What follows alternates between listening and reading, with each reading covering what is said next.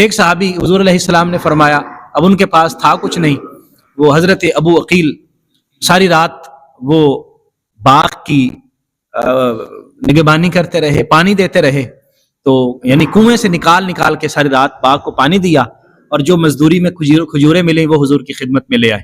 عرض کی حضور بس یہی کچھ ہے، یہی کچھ تھا میرے پاس۔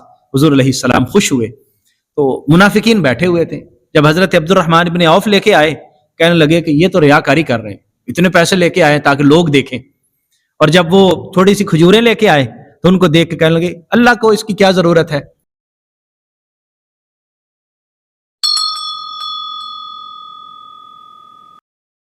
بسم اللہ الرحمن الرحیم۔ سورہ توبہ کی 79 نمبر آیہ مبارکہ سے آج پڑھیں گے۔ 10واں رکوع ہے اور 10واں پارہ۔ اعوذ باللہ من الشیطان الرجیم، بسم اللہ الرحمن الرحیم۔ الذین یلمزون المطوعین من المؤمنین فی الصدقات والذین لا یجدون الا جہدہم فیسخرون منہم سخر اللہ منہم ولہم عذاب علیم۔ نبی کریم صلی اللہ علیہ وسلم کو اللہ نے جو صحابہ کرام عطا فرمائے، حضور کے ساتھی، حضور کے جان نثار، وہ مخلصین تھے کہ جو حضور کے ایک اشارہ ابرو پر اپنا سب کچھ لٹانے کے لیے تیار رہتے تھے۔ حضور علیہ السلام فرماتے کہ میدان جہاد میں تمہاری بدنی ضرورت ہے تو وہ اپنے آپ کو لے کر حاضر ہو جاتے، مالی ضرورت ہے تو وہ گھر کا سارا سامان، گھر کا آدھا سامان جو کچھ ہوتا لے کے حضور کے قدموں میں قربان کر دیتے۔ یہ جو منافقین ہیں یہ دیکھتے تو مختلف طرح کے کومنٹس دیتے۔ اگر یہ دیکھتے کہ یہ کثرت سے مال خرچ کر رہے ہیں، بڑے پیسے لے کے آ رہے ہیں، تو کہتے یہ لوگ دکھاوے کے لیے کر رہے ہیں، لوگوں کو دکھانے کے لیے کر رہے ہیں۔ اور اگر کوئی فقیر آدمی جو جمع پونجی اس کو ملتی وہ اکٹھی کر کے لے آتا، اس کو اللہ کی کیا ضرورت ہے، اتنے سے سامان سے کیا ہوگا۔ یعنی انہوں نے یہ طرز عمل اپنائے رکھا، باتیں کرتے اور مختلف طرح کی صحابہ کرام کے بارے میں اپنی اپنی رائے زنی کرتے۔ اللہ تبارک و تعالیٰ کو یہ باتیں پسند نہ آئیں۔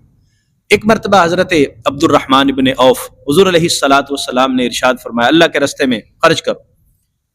وہ اپنے گھر گئے، جو مال پڑا ہوا تھا آدھا لا کے حضور کی خدمت میں پیش کر دیا، ہزاروں درہم حضور کی خدمت میں پیش کر دیے۔ ایک روایت میں ہے کہ ان کے پاس 40,000 درہم تھے، 20,000 درہم حضور کی خدمت میں لے۔ عرض کرتے ہیں یا رسول اللہ 40 دے، 20 آپ کی خدمت میں پیش کر دی اور 20 گھر کے لیے رکھ لیے۔ حضور علیہ السلام نے دعا خیر فرمائی، اللہ نے انشاءاللہ برکت عطا فرمائے، جو تو نے دیا اللہ اس میں بھی برکت عطا فرمائے، جو تو گھر والوں کے لیے چھوڑ کے آیا اللہ اس میں بھی برکت عطا فرمائے۔ حضرت عبد الرحمن، پھر اللہ تعالیٰ نے وہ مال و دولت عطا فرمایا کہ حضرت عبد الرحمن بہت زیادہ کثرت کے ساتھ مال والے صحابہ کرام میں تھے۔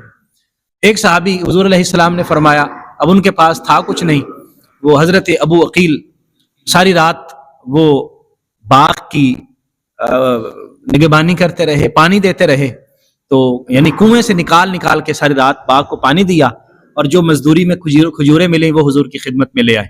عرض کی حضور بس یہی کچھ ہے، یہی کچھ تھا میرے پاس۔ حضور علیہ السلام خوش ہوئے، تو منافقین بیٹھے ہوئے تھے، جب حضرت عبد الرحمن بن عوف لے کے آئے، کہنے لگے کہ یہ تو ریاکاری کر رہے ہیں، اتنے پیسے لے کے آئے تاکہ لوگ دیکھیں، اور جب وہ تھوڑی سی کھجوریں لے کے آئے تو ان کو دیکھ کے کہنے لگے اللہ کو اس کی کیا ضرورت ہے، معافی مانگو تو اللہ معاف کر دے گا، میں پھر بھی معافی مانگوں گا۔ رحمت للعالمین ہے نا میرے آقا کریم صلی اللہ علیہ وسلم، اللہ نے جو شان رحمت للعالمین عطا فرمائی حضور سب کے لیے۔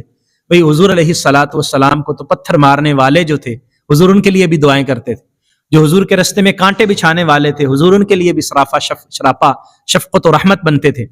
تو پتہ تھا کہ یہ منافق ہے، ساری چیزیں تھیں، لیکن حضور نے فرمایا نہیں۔ اور پھر اس نے یہ بھی پیغام بھیجا تھا کہ حضور سے عرض کیجئے گا کہ اپنا وہ لباس جو آپ پہنتے ہیں، جو کرتا پہنتے ہیں، وہ کرتا مجھے عطا فرمائے، میں اس میں کفن لینا چاہتا ہوں، اس میں مجھے کفن دیا جائے۔ تو آپ نے وہ کرتا بھی عطا فرمایا۔ تو حضرت عمر فاروق فرماتے میں بار بار عرض کرتا رہا کہ حضور نہیں، حضور نہیں۔ پھر وہ آیہ مبارکہ نازل ہوئی، آگے آئے گی آیہ مبارکہ، اللہ تبارک و تعالیٰ نے فرمایا محبوب آج کے بعد آپ نے کسی منافق کی نماز نہیں پڑھانی، بس اب اس کی پڑھا دی ہے، پڑھا دی۔ تو حضور نے جو فرمایا تھا کہ میں اگر 70 سے زیادہ مرتبہ بھی مجھے پتا چلے کہ میں استغفار کروں گا اور اس کے لیے کوئی آسانی ہو جائے گی تو میں پھر بھی کروں گا۔ اللہ تعالیٰ نے قرآن میں کیا فرمایا؟ استغفر لہم، آپ ان کے لیے استغفار کریں، او لا تستغفر لہم، یا ان کے لیے استغفار نہ کریں، اللہ کی بارگاہ میں ان کے لیے معافی مانگیں یا ان کے لیے معافی نہ مانگیں۔ ان تستغفر لہم 70 مرتن، اگر آپ ان کے لیے 70 مرتبہ بھی معافی مانگیں گے، فلن یغفر اللہ لہم، اللہ ان کو ہرگز معاف نہیں کرے گا، اللہ ان کی بخشش نہیں فرمائے گا۔ آپ ان منافقین سے متعلق 70 مرتبہ بھی اللہ کی بارگاہ میں عرض کریں گے، یعنی 70 کا مطلب ہے بہت زیادہ مرتبہ، یعنی آپ کثرت کے ساتھ بھی ان کے لیے معافی مانگیں گے، اللہ کا جو دروازہ عفو ہے وہ ان کے لیے بند ہے۔ اس کی وجہ کیا تھی وہ بھی وجہ بیان فرما دی، اور محبوب وجہ کیا ہے؟ وجہ دیکھیے، ذالک بانہم، اس کی وجہ یہ ہے انہم کفروا باللہ ورسولہ، انہوں نے اللہ اور اس کے رسول کے ساتھ کفر کیا، اللہ اور اس کے رسول کا انکار کیا۔ اور کفر کی جو بدترین شکل ہے وہ منافقت ہے، یعنی ایک تو زبان سے بھی کفر کر رہا ہے، دل میں بھی کفر ہے، وہ تو سب کو پتا ہے کافر ہے، اور اس سے بھی بدترین شکل منافقت کی ہے کہ اوپر سے تو کلمے پڑھ رہے ہیں اور اوپر سے ساتھ بیٹھے ہوئے ہیں لیکن اندر ایمان نہیں ہے۔ اللہ تعالیٰ نے فرمایا ان المنافقین فی الدرک الاسفل من النار، جہنم کا سب سے جو نچلا گڑھا ہوگا اللہ منافقین کو وہاں پھینکے گا۔ کیوں؟ کیونکہ اللہ اور اس کے رسول کے ساتھ انہوں نے منافقت کی ہے۔ واللہ لا یہدی القوم الفاسقین، اللہ تبارک و تعالی اس قوم کو ہدایت نہیں دیتا جو نافرمان ہوتے، نافرمانی کرنے والے لوگ ہدایت اور سیدھے رستے سے بھٹکے رہتے ہیں، وہ ہدایت کے راہ پر نہیں آ پاتے۔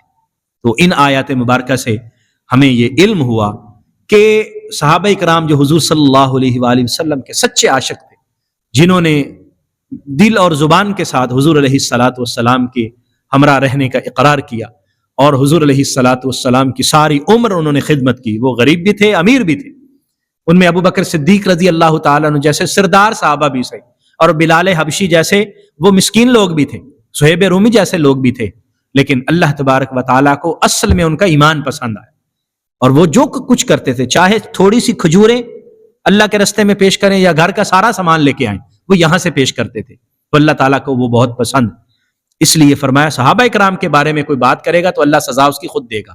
اس لیے آج ہمیں یہ سمجھ لینا چاہیے کہ کسی صحابی کے بارے میں ہمیں بات کرتے ہوئے پہلے یہ جو ان کا انجام ہے منافقین کا سامنے رکھ لینا چاہیے۔ اللہ تعالیٰ جو صحابی کو مذاق کرے گا یا صحابی کے بارے میں بات کرے گا وہ اللہ کی سزا کے لیے تیار رہے، کیونکہ حضور نے ان کے ایمان کو قبول کیا، حضور نے انہیں سینے سے لگایا، اور اللہ تبارک و تعالیٰ نے ان کے ایمان کو قبول فرمایا اور ان کی شان قرآن میں بیان فرمائی۔ اس لیے کسی صحابی کے بارے میں بات کرنے سے احتیاط کریں، کیونکہ ہمیں کوئی پتہ نہیں ہے۔ دیکھیں ایمان کی جو آج کیفیت ہمارے سامنے موجود ہے، وہ جو صحابہ کرام یعنی حضور صلی اللہ علیہ وسلم کے حلقہ ارادت میں تھے اور جنہوں نے حضور پر ایمان قبول کیا اور حضور نے ان کا ایمان قبول کیا، وہ صحابی ہیں، اور جو منافق تھے وہ آشکار ہو گئے تھے۔ اب کوئی ایسا بندہ نہیں رہا جس کے بارے میں ہم کہیں نعوذ باللہ من ذالک، کہ ابو بکر صدیق کے بارے میں کوئی بات کرے گا یا عمر فاروق کے بارے میں بات کرے گا یا دیگر صحابہ کرام کے بارے میں بات کرے گا کہ پتہ نہیں انہوں نے یہاں سے ایمان قبول کیا تھا کہ یہاں سے۔ بھئی ان کے بارے میں تو حضور علیہ الصلاۃ والسلام نے اپنی احادیث مبارکہ میں ان کی شانیں بیان کی ہیں، تو جن کی شان اور جن کے ایمان کے بارے میں حضور ارشاد فرما رہے ہوں، ہم کون ہوتے ہیں اور ہماری فکر کیا ہوتی ہے ان کے بارے میں بات کرنا۔ اس لیے اور اگر کسی صحابی کے بارے میں بالفرض ہمیں کوئی کسی طرح کا تحفظ بھی ہے، کوئی تحفظات بھی ہوں گے، ہم اپنی زبانیں خاموش رکھیں، کیونکہ وہ صحابی ہے، اور صحابی وہ ہے جس نے ایمان کی حالت میں رسول خدا صلی اللہ علیہ وسلم کی زیارت سے اپنی آنکھوں کو ٹھنڈا کیا۔ اور ہم اللہ معاف فرمائے کہیں ایسا نہ ہو کہ ہمارا بھی شمار ان لوگوں میں ہو جن کے لیے فرمایا ان کے لیے دردناک عذاب ہے۔ اس لیے اور پھر منافقت وہ مطلب بد نصیبی کی جگہ ہے کہ اگر 70 مرتبہ بھی رسول اللہ صلی اللہ علیہ وسلم استغفار فرمائیں، اللہ فرماتے ہیں کہ یہ اس منافقت کے اور کفر کے اس جگہ پر جا چکے ہیں کہ جہاں استغفار کا بھی کوئی فائدہ نہیں ہوگا۔ اس کا مطلب یہ ہوا کہ ایمان بنیادی شرط ہے معافی کے لیے۔ اگر کسی کے پاس ایمان نہیں ہے تو وہ ہزاروں نیکیاں کر لے، کروڑوں عبادتیں کر لے، کروڑوں خدمت خلق کر لے، اللہ کی بارگاہ میں اس کا فائدہ نہیں ہونے والا۔ اللہ کی بارگاہ میں بنیاد ایمان ہے پھر اس کے بعد نیک اعمال کا فائدہ ہوگا، وگرنہ فائدہ نہیں ہوگا۔ اللہ تعالی ہمیں سمجھنے کی توفیق عطا فرمائے، آمین۔ وآخر دعوایا ان الحمد للہ رب العالمین۔